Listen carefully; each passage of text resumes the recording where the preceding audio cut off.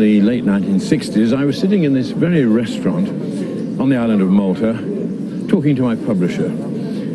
I drew his attention to the fact that over the other side of the road, there were two men who were gesticulating in a particular way. The way they were holding their palms to one side was fascinating me. And he said, you know, you look at people the way that a bird watcher looks at birds. And I said, yeah, I suppose you could call me a man watcher. As soon as I said it, it was as if I'd fired a starting gun on a major new project, one that was to engross me for many years to come and take me to over 60 different countries. I was going to do for actions what dictionary makers had done for words. I began making huge charts, naming every facial expression, every gesticulation, every movement, every posture. I kept at it for month after month.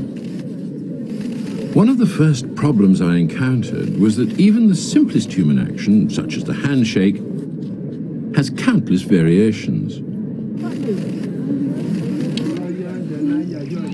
Sometimes it's reduced to a mere palm touch, as with these Maasai elders in East Africa. But in other countries it becomes more elaborate. In Mali, in West Africa, the handshaker briefly touches his own forearm as the palms clasp. In Morocco, the handshakers kiss one another's hands at the same time as clasping them. And in Turkey, these Kurdish farmers have taken this simple action and converted it into what amounts to a minor ritual.